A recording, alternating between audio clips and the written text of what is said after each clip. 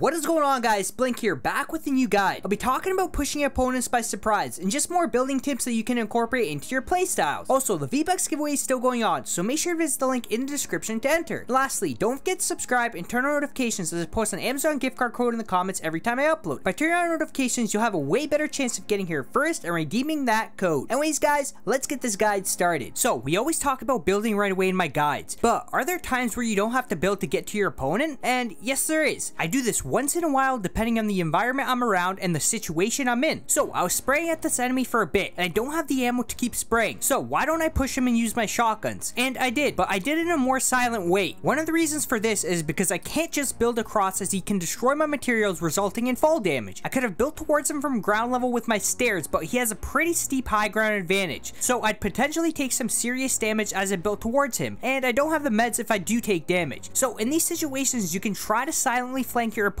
and maybe push him without him even realizing it. My teammate distracted as I pushed, and the opponents never even saw it coming, and I took no damage because they weren't aware of me. Here's another situation where ammo was limited and I had to figure out a way to get closer without taking any damage or using any more ammo. My teammate once again distracted as I used the trees and the hill to get closer, spotted my opponent and started taking shots. Once again, he was so focused on my teammate that he never expected me. Even if he ended up building, I would have still done critical damage and could have easily pushed him for the kill. Now, in this next situation, I had low materials and I went to go gather more, but as I did, the other opponents tried pushing my teammate. Little did they know I had a clear angle on both of them. Now, if they once again built to block some of my damage, my teammate still had the high ground, so they were basically sandwiched by both of us. I didn't have the mats to push, but if I had to, I had 3 big trees to quickly gather some materials and then potentially push them depending on the damage I dealt. So, to recap, if you have low ammo, low materials, or the high ground might be hard to push, then analyze the environment around you and see if there's any way to use cover around you to get closer to your opponent. Now, you don't necessarily need to have low materials or ammo. I still use silent pushing endgame against my opponents. If your opponents don't see you, use their stairs to get up to them to do some damage. That first critical damage can be super important, especially if your opponent's actually very good at the game, because now you've shot him down to low HP and he's got to figure out a way to heal or continue fighting you with low HP, which gives you just a major advantage. Now, if your opponent ends up spotting you, then as I always say, build to avoid taking damage, and you'll both have to fight with full HP, so make sure you improve on your building the more you play. These silent tips aren't always going to work, but remember this guide and incorporate these tips into your gameplay, because you guys might end up in the same situations. Alright, so let's talk about getting caught out. So do you guys ever talk about dying after finishing a team? If so, I'll give you guys a quick helpful tip to be one step ahead of your next opponents. After killing off a team, another team might have heard you guys fighting and is heading in your direction as you loot your opponents. A great tip is to analyze your surroundings from above. If you and the opponent you fought have created a tall material mess, then climb back up onto it and analyze your surroundings before moving to your next location. You might notice opponents pushing you and you already have the high ground on them, and you can proceed to take shots. Now, if you haven't built a big mess, then even getting on a house roof or building yourself a little staircase with a 1x1 around it to analyze can be enough to spot any more opponents. Do this if your opponent gets killed by someone else too. I was fighting someone and needed to heal. The player I fought ended up getting killed by someone else, and I was taking my mini. I made myself a box and healed as I analyzed my surroundings to try to find this player. Never looted the player I fought because I don't want to give up my high ground. Now, once finding this player, I directed my focus towards him and started taking shots. I never needed to build up because I already had the high ground. If he got closer to my level, then I probably need to build, but because I was already set up, I'd be able to do a lot of damage before he gets close to me. He never built up and went for a heal. I followed him down because I've done a critical amount of damage to him, and I didn't want him to get his heal off. So the whole point of these high ground scenarios is to be able to spot opponents around you without needing to build, and all you need to do is focus on shooting. Alright, this next tip is a little combat tip. So if you guys remember me mentioning about editing the stairs, if your opponent's under them, well, you can actually wait your opponent out if he tries to break the stairs. It's super easy to pre-line up your crosshair and you'll usually get the first shot on him. So once again, if your opponent is under your stairs and he starts breaking them, then line up your crosshair and wait for the break. Once the stairs break, get those shotgun shots off for an easy kill. Now, the risky part about this is that he can place a wall in front of you and build up, but don't worry about that as long as you're a pretty good builder. The main focus is for him to break those stairs so you can take the pre-lined up shots. Well, that's it for this guide. Not a crazy long one, but hopefully this can help some of you guys out. Also, a like and a sub would be greatly appreciated as it does help me out a lot. Anyways, guys, thanks for watching and I hope you have a great rest of your day or night, and I'll see you on the next one.